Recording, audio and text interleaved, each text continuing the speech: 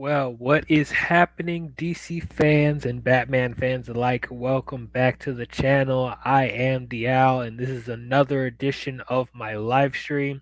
And we're continuing on with Bat Month, where we'll be talking about every theatrical release of Batman. We're talking about every Batman movie leading up to Matt Reeves' The Batman, which is coming out in March. Um, excuse me. I've already talked about the Adam West Batman movie, and we talked about the 1989 movie with Michael Keaton. So if you guys haven't seen either of those streams, check them out on my channel. I think they're like the most recent streams we've done, so it'll be easy to find. I also have a playlist called Bat Month, where both of them are going to be on there. So if you have a hard time looking for them, they're going to be on that playlist, Bat Month. But we are continuing on talking about Batman. We'll be talking about the second Michael Keaton Batman film directed by Tim Burton, Batman Returns. It came out in 1992. Really excited to get into this one. Kind of, actually.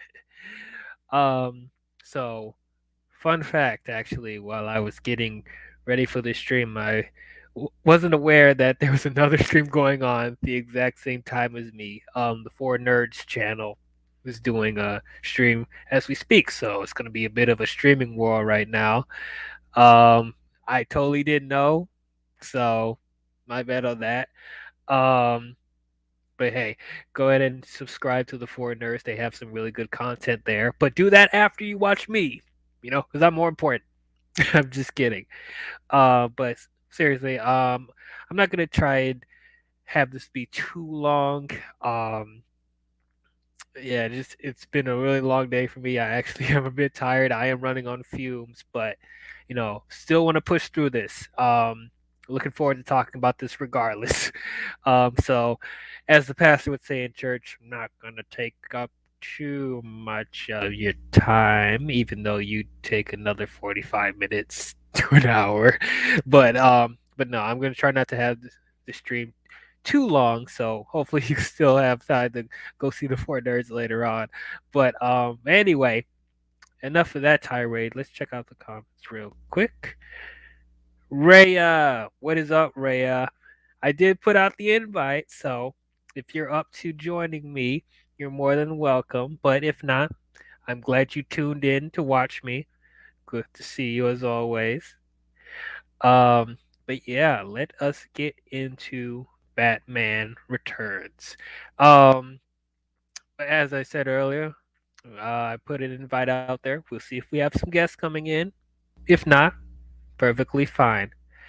Um, but anyway, so when it came to Batman Returns, well, you guys know I was already on a high with the first Batman movie. I thought it was a very enjoyable film. Um, I loved Michael Keaton as Batman, and I loved Jack Nicholson's Joker. And Tim Burton directed the movie really, really well. Um, so yeah, at the time, it was one of my favorite Batman films. Um, I didn't know Returns existed though when I first watched Batman '89. I was not aware of it. Um, just for some reason, my family, my dad specifically, like wasn't like rushing to have me watch the old Batman movies for some reason. Um, so it took me a minute to watch this movie, but how I found out was once again I was at the store. And it's funny how I find out about these movies at the store. But I did see the DVD of Batman Returns at the store, and it definitely surprised me because I'm like, wait, there's another Michael Keaton Batman movie? How am I not aware of this? Um, yeah, looking at the cover of that DVD, it looked really different from the first movie as far as like aesthetics wise. Like you guys see it. Like let me get out of there so you can. Yeah, that's the cover I saw, and I was like, oh, that's really interesting. Catwoman looks really vicious, and the Penguin, like, whoa, that's an interesting look for the Penguin. Um, and I'm surprised to seeing that Michelle Pfeiffer and Danny DeVito were in the movie as well. I knew more about Danny DeVito because I've seen him in other movies. But yeah, I didn't even know. I didn't even know they were in this film. So I was really looking forward to seeing this. But I didn't. They didn't buy me the DVD right away. Um, I could feel the hesitancy when I brought up Batman Returns to my folks, and they weren't like they weren't really ecstatic to have me watch it for some reason because they I guess they said they felt like it was a little too dark for me at the time. You know, because at around the time they want to parent me, even though I've seen horror movies around that time. But they I guess they told me like it's a little too dark for me. You're probably gonna wait till you're a little bit older to watch it. So fine. I didn't end up seeing this movie till I was like, what was it, 11 or 12? I'm not sure. It's been a while, guys. It's hard for me to remember like everything in my childhood. But yeah, it took me a minute to get to this movie. Um, so eventually they caved and had me watch it. Um, and I would say the first time I watched this movie as a kid, I didn't really know what to make of it. Um, there's just some things that oh, right in the chat, hold on, saying I'm still working, but I'm listening to the stream. I love this movie. Okay, yeah, we'll get into that. So yeah, the first time I watched this movie as a kid, I didn't really know what to make of it. It was really dramatic in tone compared to the first movie, and there was some stuff that kind of scared me as a kid. And you would think, with me being exposed to horror at a young age, that that stuff wouldn't really get to me. But it's the fact that I'm used to seeing Batman in a certain way, and this and the world of Batman in a certain way, and it's just like there were just certain things about Tim Burton's movie where it was like, I don't know, it just some things that just kind of shook me as a kid. Um, so getting into my actual thoughts on the movie now, watching it recently. I know for a lot of people that this a lot of people really like this movie. Some people even love it. I think even there's people that say this is one of their favorite Batman movies. Um I I gotta say I don't agree. I don't agree. Um I don't I don't like this movie. I don't. I felt like this was a big disappointment compared to the first movie. I'm sorry. I really tried to like this. And not to say that everything in the movie was awful. There are some things that I did like about the movie, but overall, I just felt like it was a mess. Um, Tim Burton, as I said, came back to direct this, and after the success of the first movie, he was given full creative control for the second film, and it definitely shows. Um, this is probably the most Tim Burton-y movie I have ever seen. Um, this movie has major tonal issues. Um, as I alluded to earlier, this movie has some really dark, twisted, messed up stuff happening, but then it clashes with some really goofy crap in this movie too. Like the tones clash so much. I feel like this is one of the darkest Batman movies, but it's also one of the goofiest. And I don't understand what Tim Burton's mindset was with this movie. And the creative liberties that he takes with the Batman characters in this film, I wasn't digging it. For the most part, I wasn't. I just felt like he took his vision way too far with this movie. It just feels it barely feels like a Batman movie to me. It feels like a Tim Burton, dark emo Tim Burton circus act film that just so happens to have Batman in it. You know, as if you guys watch our, if you guys watched the review for the first movie, we talked about how there was a decent balance of development between Batman and the Joker. You know, they were the main two characters. They were foils of each other in the first movie, and I thought it worked. You know, for the story that Tim Burton was telling in the first film, it really helped to have an interesting dynamic with Batman and the Joker, even though it wasn't 100% focused on Batman. Like you still felt like he was important to the movie. This film, I have a hard time. I have a hard time, you know, believing that Batman was the main focus of this film because he wasn't. He almost felt like an afterthought. Like Batman was barely in this film, barely, and I felt like he was taking a back seat to Catwoman and the Penguin. This is one of the first examples of how having too many villains not a good thing. And there's only two villains in this movie, so well, three if you count Max Shrek. But but man, it's like Batman felt like he was lost in the shuffle. You know, I just I wasn't digging this movie. I wasn't. I really tried to like this. I know there's a lot of people that really enjoy this film, and you know, if you do, that's great. But for me, I it's just really frustrating watching this film. But before I get into my problems with the film, I do want to talk about the stuff that I liked because there's quite a few things I did like about this movie. For one thing, Michael Keaton as Batman is great.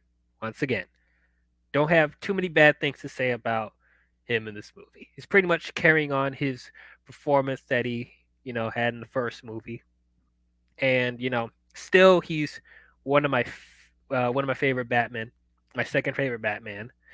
Um, yeah, just I just gotta reiterate, you know, he was not he's not my first choice to be Batman, and when he was first announced to be Batman, everyone just was not with it. But then, you know, he proved everyone wrong with that first movie.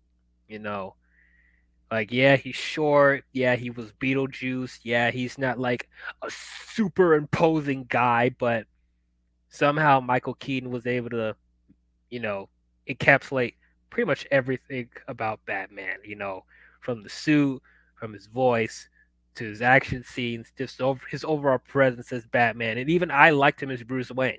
I thought his Bruce Wayne was really good. And once again, he's great in this movie. For the little time he was in it. Um, One other thing is his bat suit. We talked about the bat suit in the first film.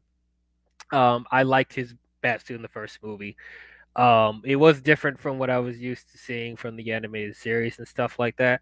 But I thought, you know, the all black with, you know, the yellow bat symbol, it worked really well for him. And even though I personally am not a big fan of the long ears, he pulled it off in that movie. I liked his bat suit in the first film, but I gotta say, his suit in Returns even better, even better. Um, First of all, they have the proper bat logo this time.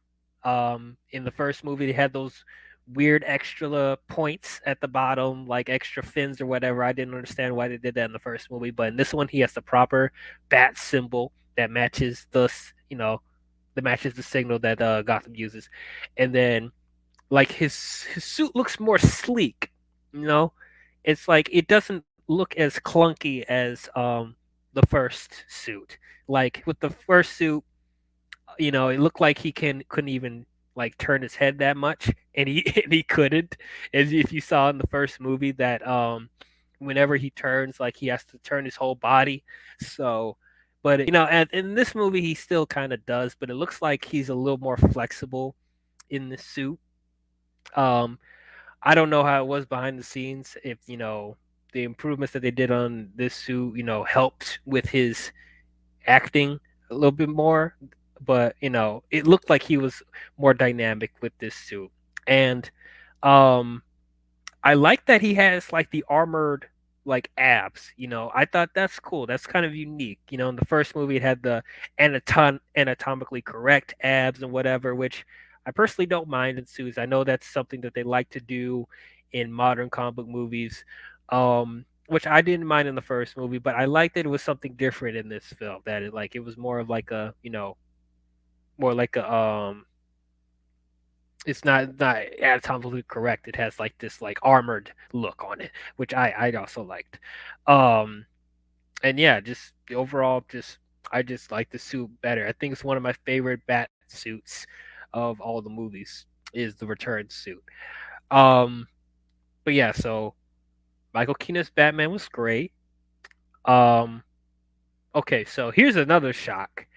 Um, Christopher Walken as Maxwell Shrek. I actually liked him quite a bit in this movie. Now I know for a lot of people who don't know the comics or haven't watched the animated series, they're like, "Why are they putting so much focus on this random dude? He's not even a main villain of Batman. Why are we doing this?" Um, I personally didn't mind that because if you read the comics and watch the animated series, there would literally be episodes dedicated to just regular mob bosses and gangsters and stuff like that. Like, not entirely focused on like the main villains that we're used to seeing from Batman.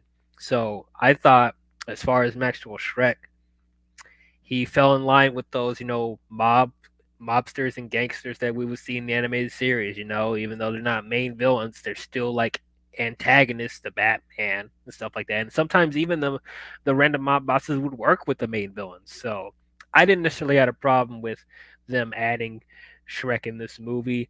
I just think they could have balanced the development with Batman, Catwoman, Penguin, and them a lot better, especially with Batman. I felt like there was a way you could have incorporated him a little bit more in the movie so he didn't feel like, oh, I forgot Batman's in the movie, you know what I mean? But I actually did enjoy Christopher Walken as Maxwell Shrek. Now, I know with Christopher Walken, a lot of people don't really consider him to be a good actor. I personally like Christopher Walken. Um, I don't really go to him for fantastic acting. I know what I'm going to get from him. And I enjoy what he does. But like in this movie, I didn't feel like he was doing his regular shtick for the most part. This was a performance that that's kind of different from what he usually does. And you felt like he was actually trying harder to do a good performance. He's not like being silly and stuff like that. So, I personally appreciated that. And yeah, Ray is like, yeah, Shrek, Shrek, yep, yeah. And okay, it is kind of weird that his last name is Shrek because there's Ogre Shrek or whatever. So I know this was made way before the Shrek movies, but it's funny seeing now that his last name is Shrek. But yeah, I actually liked him in this movie. Um, and then Michelle Pfeiffer as Catwoman. Um, I really enjoyed her. I thought she was good. Michelle Pfeiffer was a really good Catwoman. Um, when she's not doing weird stuff, you know, I could see why a lot of people consider her to be one of the best, Catwoman that we've seen. And at the time, she was one of my favorite. I think she was my favorite Catwoman, my favorite live action Catwoman. Um, but yeah, there are some things that she does in the movie that I don't really like. We'll get to later. But as far as you know, her performance as Catwoman, I thought it was really good. Um, Pretty much, it felt a lot like what I watched from the animated series as far as her performance and her cadence and stuff like that. And I gotta say this: the chemistry that Batman and Catwoman have in this movie is great. You know, that's one of the things that I really love watching from the Batman series and the movies and stuff like that. The chemistry between Batman and Catwoman is like always great, and this is not an exception. Like I really like the scenes between these two, for some of the best parts of the movie. And I think I like her suit. I kind of like. I do like that. She made it herself, and it's made out of like leather jacket material, or whatever. Even though I question that, I don't think she had enough material from that one leather jacket outfit to make an entire cat suit. But that's one of the few things where I'm like, okay, I know that's nitpicking. I could, suspend my disbelief or whatever. Um, Danny DeVito as the Penguin. Um, Perfect casting, and that's all I gotta say about that. Positive wise, Danny DeVito at the time, you couldn't think of anyone better to be the Penguin. Like literally, you know, I think everyone agree that Danny DeVito should be casted as the Penguin. Like he looks like him. Um, so yeah, perfect casting, Danny DeVito. What else did I like? I like that we saw the Batboat. Like this is one of the only like full pictures that I could get from the from the movie that's like clear. It's just I had to get behind the scenes stuff, but that's the Batboat. I like that we saw the Batboat in the movie. It looked pretty cool. I also like the Batman's glider thing. I thought that was pretty cool as well. Pretty neat. I don't know how that whole contraption fit under his cape or on his outfit. I don't know how that fit on his suit. It didn't look like it doesn't look like it should be able to fit under that. It just popped out of nowhere, but okay, sure. And okay, what else? Okay. The score in this movie is awesome. I love the score in this movie. Like I did really like the score in the first film, but this movie I thought the score was even better. Danny Elfman did his thing in this movie. It was much more gothic and epic and methodic. Like man, it just the score in this movie sent chills down my spine, man. Really like the score in this movie. Um I also like that this movie is set during Christmas. I really like the Christmas theme of this movie. And yeah, I can say this technically this fits as a Christmas film. I am confident to say this is a Christmas movie. Like it's hard to argue why it's not. The whole movie is set during Christmas. There's Christmas themes. The plot centers around Christmas kind of. Like there's stuff that happens plot wise that has to do with it being with that has to do with it being set during Christmas. So I think it's perfectly fine as a Christmas movie. I know there's people that be like, but it was released in July, so how can it be a Christmas movie? It should have been released in November, December. Well, it's not the movie's fault, it's the marketing's fault. It's the studio's fault, distributor's fault for that. But like if it wasn't released in July and if it was released in November, December, it's still I still think it would have worked. But yeah, I like the Christmas theme in this movie. Yes, yes, it's a Christmas movie. How is it not a Christmas movie? It's set during Christmas. There's events that happen that has to do that. That's it. Like there's events that happen in this movie where that that's integral for it to being during Christmas. Like the Christmas ceremony at the beginning, and you have the Red Triangle gang like coming in a giant Christmas present, and then popping out and attacking people. And then later on in the movie, um, the Penguin kills the Gotham's princess, pushes him off the building, landing on the button with that sets off Christmas lights. Like, and also Penguin's origin happens during Christmas as well. So, yeah, I think it's a Christmas movie. You know, You don't have to have Santa Claus and Rudolph the Red-Nosed Reindeer and all that stuff for it to be a Christmas movie. So yeah, see, yeah, I'm glad you can see a little bit. Got you. But yeah. So is that all my positives? The cinematography's nice, even though I don't think it's as good as the first movie, but I do like the cinematography. Like I said, it doubles down on the gothic sensibilities. Um, but yeah, I guess that's it. Okay, it's time to get into problems. As I said before, Batman is barely in this movie.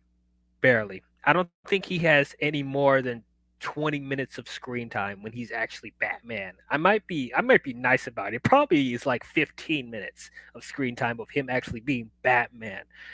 Um and Bruce Wayne, like all the Bruce Wayne stuff, if if he's not with Selena Kyle, they're afterthoughts. They're afterthoughts. I don't even remember anything like super important that happens when he's Bruce Wayne. Um Such a shame. And then the movie's called Batman Returns. Did he did he leave? Did he go away and come back? This is a nitpick, by the way. But yeah, I kind of see why they called it Batman Returns because Batman returning to the big screen or whatever. So whatever, that's a nitpick on the title, but it's like, you know, you would think that, it would mean a little bit more.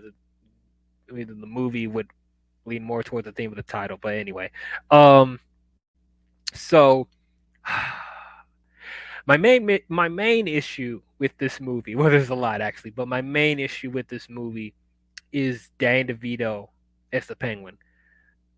I don't like him at all. I don't like I don't like Tim Burton's take on the Penguin. I don't blame Dan DeVito at all. He's doing what he's told. Um, and like I said, I don't have any problem with his casting. I think he's great, great casting as I said. But just how Tim Burton writ, how Tim Burton wrote this character, I don't like it. First of all, he's not supposed to be a mutant fish man. Like, no, that's not the character. He's supposed to be like this snobby rich mob gangster.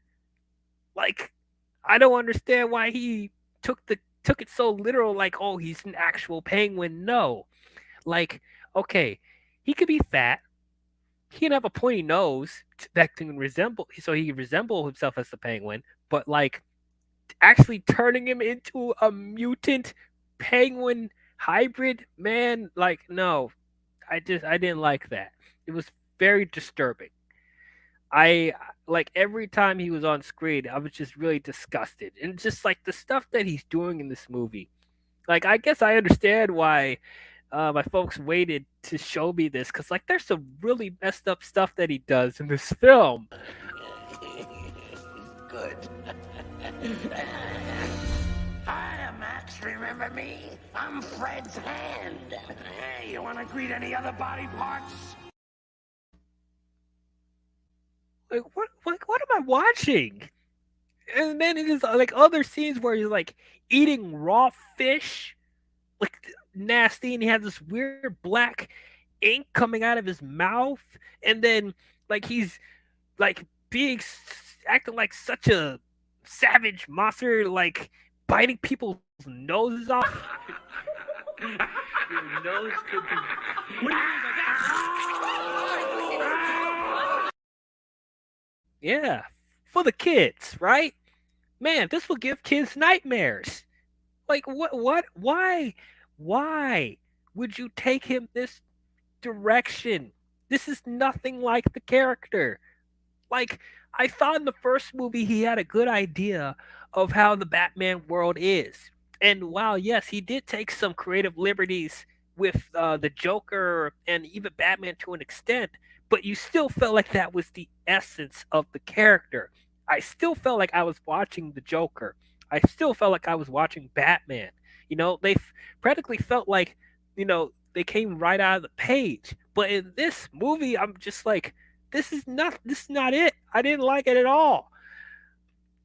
It is what? But sushi is raw fish. Okay, but like, oh brother, yeah, I know you're kidding. I know you're kidding. But like, no, it was just I didn't want to watch this mutant fish man eating raw fish. That's not. First of all, that I know that fish hasn't been cleaned. I know for sure that fish hasn't been cleaned. So that's the thing. And that's just disgusting watching him eat that shit. Like, no, I didn't like that at all. And then on top of him being this mutant fish guy, his motivations are all over the place. Um, so at first his motivation is that when he was a baby, his parents like threw him across the ravine and into the sewer because they were horrified of him becoming a mutant fish man. Um, First of all, I have a lot of questions. How are the two parents? They're normal people, and they somehow conceived a mutant penguin baby. I have a lot of questions. How did that happen? But anyway, so his parents abandoned him as a kid, and he was thrown into the sewer, and he was raised by penguins.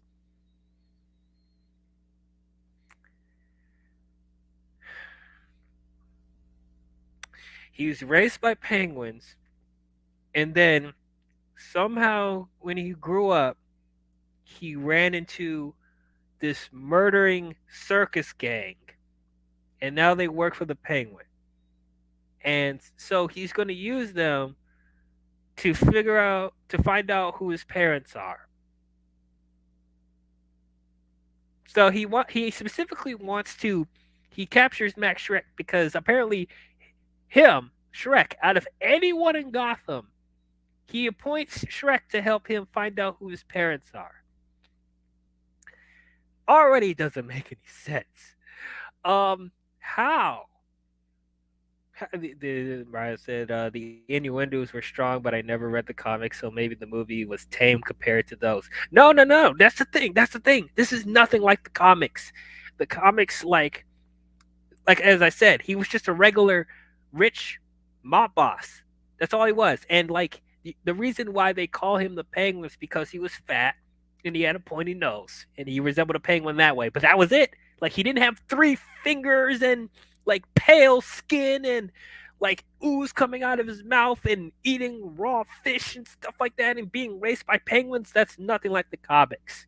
Like Tim Burton literally did whatever the fuck he wanted with this character. He made that up.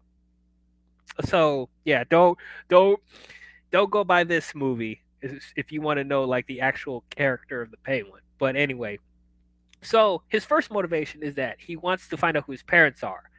But then he's sending the circus gang to hurt and kill innocent people. And then he wants to become mayor for some reason. And then he wants to kill babies, the firstborn babies of everyone's family. And the movie's trying to make us feel like he's a sympathetic character when he's clearly not. His motivations are all over the place. Like there could have been a more natural way for us to somewhat feel bad for him if at first he was genuinely a good person, or like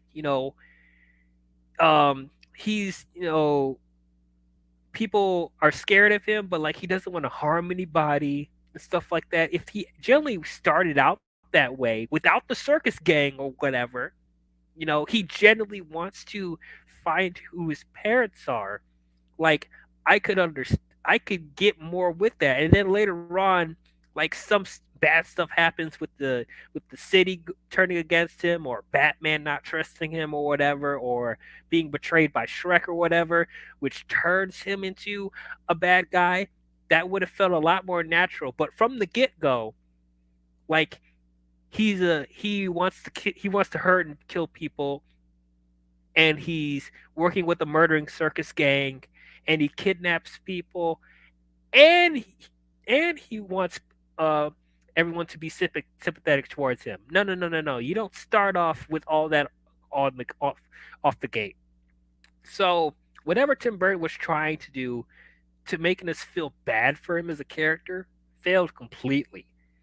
And Tim Burton likes to do this type of stuff. Like, you know, in most of his movies where he has like those weird, like obscure characters like in Edward Scissorhands and stuff like that. He likes to make those type of characters the main focus or sympathetic. It's kind of like, the universal monster type thing. He wants us to feel bad for the creatures. They're misunderstood, which I definitely feel like he was a fan of the Universal monsters because he loves doing that stuff in his movies, making the weird characters so like compassionate and like misunderstood.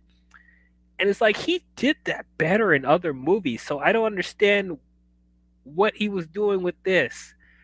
So that was a major issue of mine. But that's not the only thing. So once again, let's talk about Michelle Pfeiffer as Catwoman. There's another thing where I'm like, Tim Burton is having too many liberties with this character. First of all, there is nothing in the comics where she gets pushed out of a 3-story window and dies, and then a swarm of cats, just walking all around her dead corpse, biting her fingers, and then she gets resurrected with 9 lives. No, that's not a thing at all. She doesn't have cat powers. She doesn't have the ability to get killed 9 times and come back.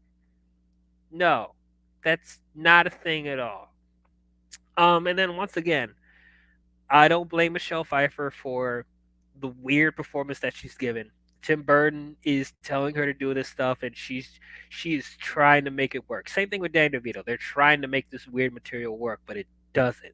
It's just strange. Catwoman in the comics is a cat burglar. That's it. Cat burglar. And she's not a cat burglar at all in this movie. I don't think she steals anything in this film. She just she does like crash into a store, but she doesn't steal anything. She blows up the building.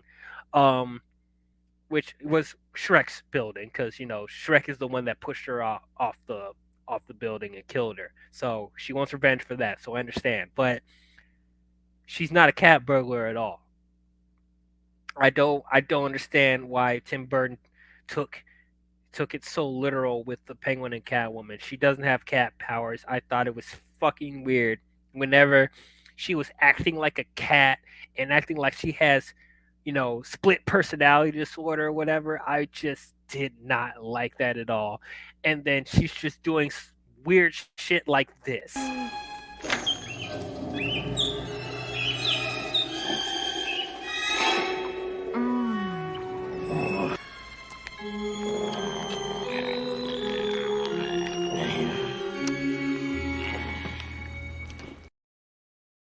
She's swallowing birds whole, and she's licking herself like an actual cat.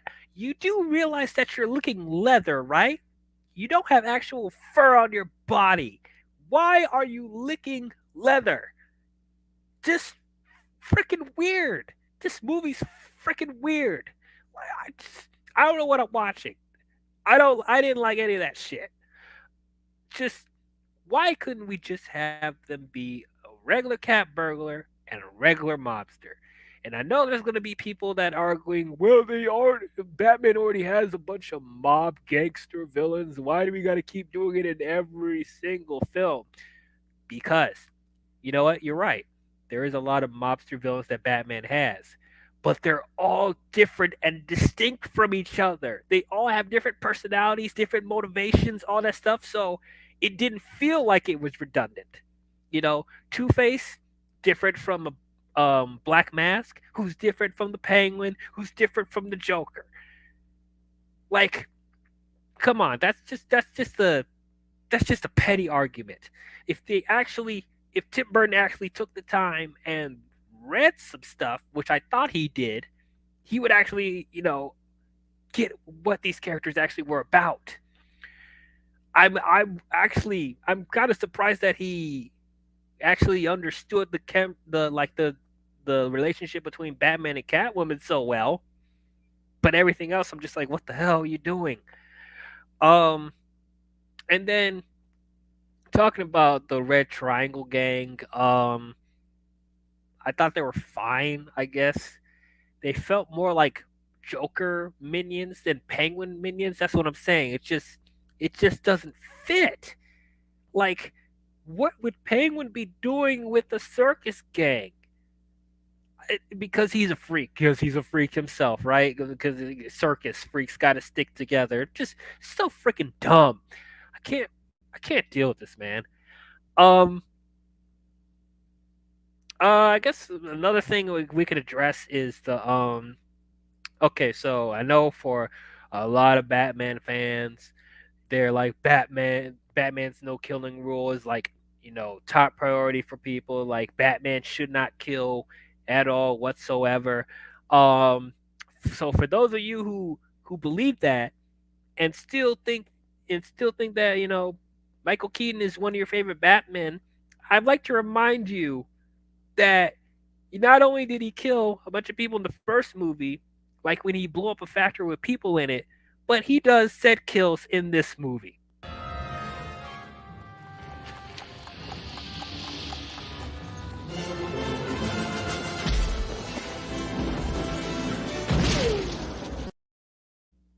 And this one,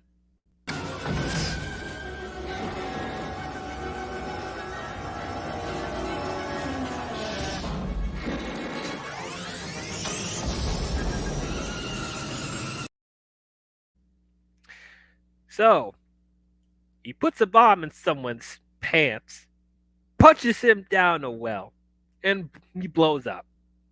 And then he takes the Batmobile and ignites someone on fire. This no killing rule is stupid. It's so stupid. Um, Once again, I didn't really care. Even when I was a kid, I didn't really care. I like that stuff went over my head. I didn't really care about him killing people like that. But looking at it now, those kills were kind of brutal. So I don't know if that's something. I don't know if Batman would go to that extreme. So that's one thing I could give with the no killing rule stuff. Like I don't think he would go to that extreme to like stop somebody, but you know, this whole no killing rule stuff, it's so inconsistent. It's so is. And it's hard, like I just don't understand people that are still like defending the no killing rule, but they enjoy this movie and they really like Michael Keaton as Batman. Where are your priorities? But yeah, so yeah, just aesthetically, this movie just felt off. As I said, this just doesn't feel like a Batman movie. Like it's just a bunch of weird aesthetics and like costume designs and makeup designs. It's just so strange. And the plot, like I said, it was all over the place. It's like, dude, why is Penguin driving around in a duck car? A duck car. That's one of the most silliest things I've ever seen. And then, and then he he arms penguins with missiles to blow up the city. Like there's literally a scene where he has an army of penguins sitting in a crowd thing in his lair, and he's giving a speech to these penguins like they understand what he's saying, which I guess they do because he's a penguin man or whatever. But it was one of the most goofiest shit I have ever seen. Penguin giving this like this soldier fighting speech to these penguins to go do the deed and like kill everyone in Gotham. Like it's so goofy. And then this is the same movie where he sends the Red Triangle gang to kidnap people's babies, and so that he can put them in a watery grave. These two elements are in the same movie. This movie is insane. Oh my god. I'm so glad the animated series didn't take that much liberties from this. But granted, like animated series, like the design on the left, he resembles a penguin man, which still wasn't digging because he still has the three fingers or whatever. But at least it's extremely toned down from what they did in this movie. And then in the new Batman Adventures, they made him more comic accurate, just a regular rich man that is fat and the pointy nose. He has five fingers again. So I appreciate that. But this just is some of the silliest shit I've ever seen. And then there's just dumb stuff like when they're when the Penguin and Catwoman team up and they want to frame Batman or whatever. So they kidnap the princess of Gotham or whatever. Um, and then Catwoman takes the princess on top of a roof, and she just leaves her by herself, standing on the edge of a building. So she's not watching or anything. Nobody's there. She's just standing there on the edge, and just it's dumb stuff like that. And Batman's trying to save her. The first thing I'm thinking of is, can you come down from the edge? Like, why are you standing there? Why are you standing on the edge?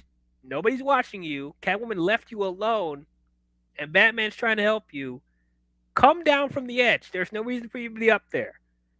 But then, of course, Penguin comes in, shoots the umbrella with a bunch of bats and swarms around her, and then of course she falls off the building. Just stupid stuff like that. There's stupid staging like that. It just makes no sense. And then Batman has random gadgets that make no sense as well. Like there's a batarang that he has that has like a remote control radar thing that can sense people around him, and then he can like target people like automatically with the on the batarang, and like the goons are just standing there waiting to get hit. They're just standing there like not doing anything, but then the batarang taking this sweet time going one by one hitting the Red Triangle Gang, but then one of the Triangle Gang's poodle is able to catch it, even though the batarang was like around this level when they were standing. They were around the level of their head, and the poodle was way down there, and somehow the dog was able to catch it. No, no, that made no sense. All right, let me look at the comments. Those flipper hands drive me freaking nuts. I, God, why does he have this? I hate it. I hate it. Um, so it's stupid stuff like that. And once again, why is the people of Gotham so behind the Penguin becoming mayor? Like everyone is completely accepting to this, even though, like literally a couple days ago, he emerged from the sewer, like trying to find his parents or whatever, and then out of nowhere, Shrek is wanting him to be the mayor. Why doesn't Shrek make him? Why doesn't Shrek like run for mayor? That makes a little more sense because clearly he wants power, he wants money, stuff like that. He wants the influence of Gotham. It makes more sense for him to run for mayor instead of the Penguin. That doesn't make any sense. Like I could see like the Penguin being like an assistant to Shrek, and then that could be a way for people to like be more accepting to him on that level. But for him to actually be for the Penguin actually to run for mayor doesn't make any sense. It's just unnecessary. And then another thing the Red Triangle Gang somehow are, I guess you have some like scientists in the Red Triangle Gang or people that know cars really well because they're able to disassemble the Batmobile. The Batmobile. The Red Triangle Gang is able to disassemble the Batmobile. And somehow they're able to remote control the Batmobile. And then the Penguin, oh my god, this is so fucking dumb. So the Penguin has this arcade game in one of his trailers that that's like it's like a toy arcade thing with the Batmobile like on it. Like he somebody made this arcade Batmobile thing in his trailer that he uses to remote control the Batmobile. Makes no sense. Who made that? How is this all working? This is freaking stupid. It's oh my god. Um and just it already made me mad that they were easily able to take down Batman's like defenses on the Batmobile. Like how? How do they have the blueprints to the Batmobile? Where did they get that from? Literally, the blueprints of the Batmobile is literally like up on a wall at their hideout. Where did they get that from? Make Makes no sense. It makes no sense. It's dumb stuff like that where I'm like, it's really hard for me to enjoy the positives of this movie because there's just so much dumb contrived stuff with the plot, and I just don't like the aesthetic and the tone and the direction that Tim Burton is giving all these characters. Makes it just oh my god, how did Warner Bros. Look at this and was like, yeah, we approve of that? And then I heard like around the time this movie was released, a lot of parents and people were upset with this movie because of how dark and messed up it is. Like they were trying, like they want to market this movie. They want to sell toys. I remember them. I've seen old McDonald's commercials of them selling toys for this movie, and it's like, how are you going to sell toys for this film when there's this is a movie where a mutant fish man bites people's noses off, and there's a bunch of sexual innuendo and brutal deaths. Like I kind of understand why they went in this completely new direction with the Schumacher movies later, because this is just madness. Tim Burton lost his goddamn mind with this film. Um, I don't know. Oh, there was also the silly thing of when Penguin was giving a speech downtown, and Batman somehow was able to record um footage of him while he was remote controlling the Batmobile, of him saying some derogatory stuff about the city, and then he had it recorded on a CD, and Batman is able to transmit the the recording on the telecom downtown while Penguin's giving the speech, and he's framing Penguin to make it seem like he was saying bad stuff about Gotham, whatever. That was really silly. That was kind of silly, even though it was kind of clever what he did. But I still felt that was contrived and just really silly, especially when Bruce does a DJ thing with the CD at the Batcave. I'm like, oh my god, this is just so dumb. But but as I said, I going back to, I as I said, I really do like the chemistry between Bruce Wayne and Selena Kyle in this movie. I really like their dynamic. I probably would say that Catwoman is the strongest love interest of the classic Batman movies. Um, I just really like their chemistry a lot. I did not like Selena Kyle before her transformation. I didn't like that they made her a dorky secretary for Shrek that's awkward or whatever, house mom or whatever. That's not the Selena Kyle character at all. Like she's much cooler than that. She's, she's not awkward, she's not dorky. Like it's just not the character. I don't understand what they were doing with that.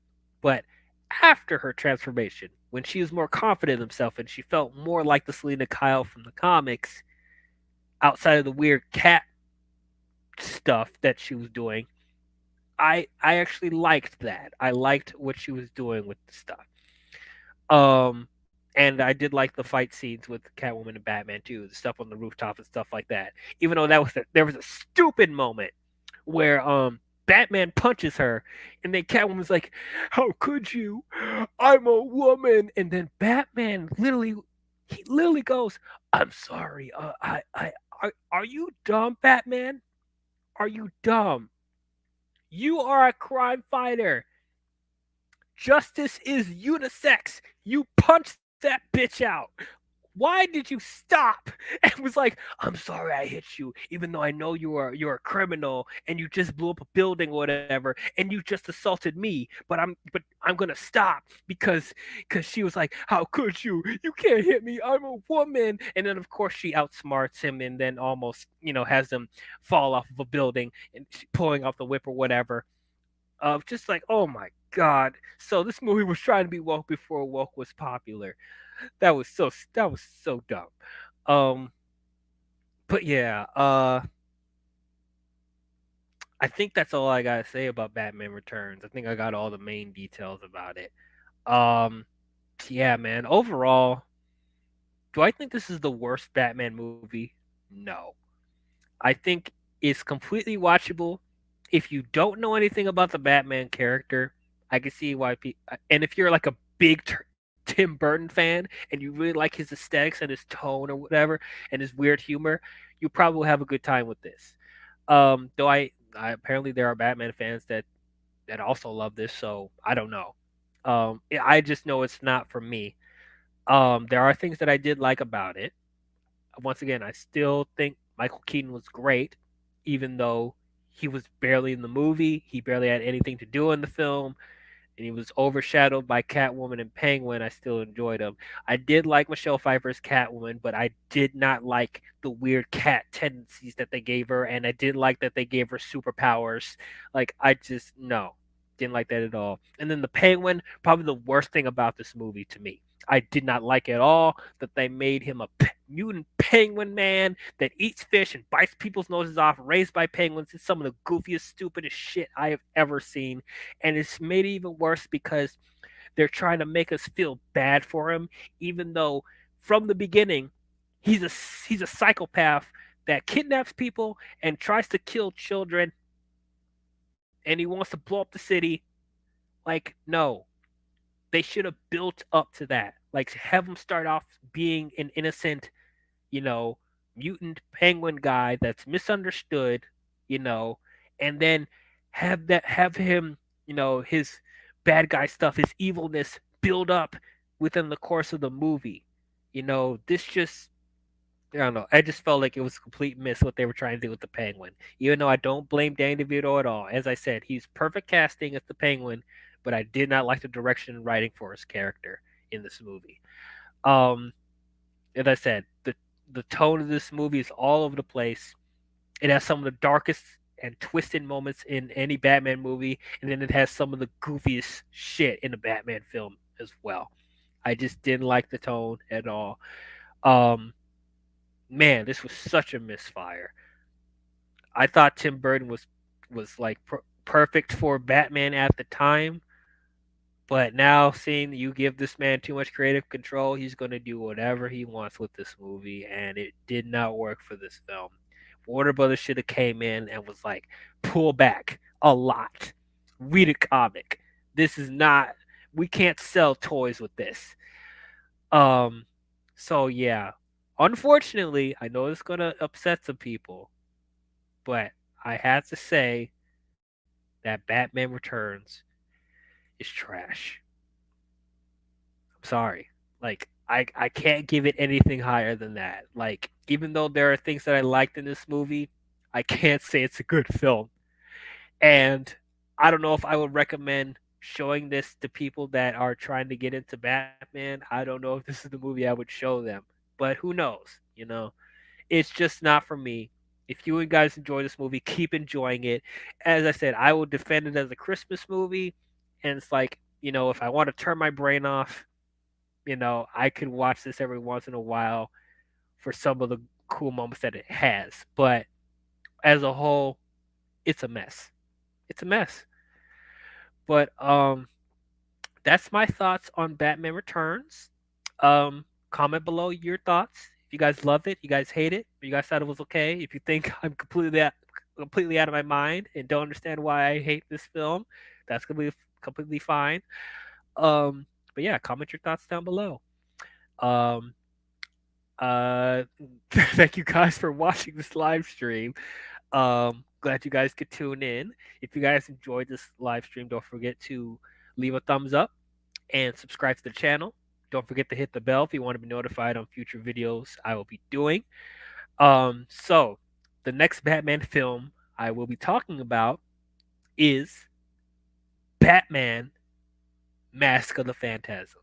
Yes, we're going to be talking about Mask of the Phantasm because that is a theatrical release and people need to give respect to this movie and the animation Batman in general because I don't feel like it gets the respect and credit it deserves. But yes, we're going to be talking about Mask of the Phantasm next. I'm really looking forward to talking about that. So tune in for it when it comes out. But yeah, if you guys oh, I already said that. Live streams, man. You gotta love it. You see my flaws and all the mistakes.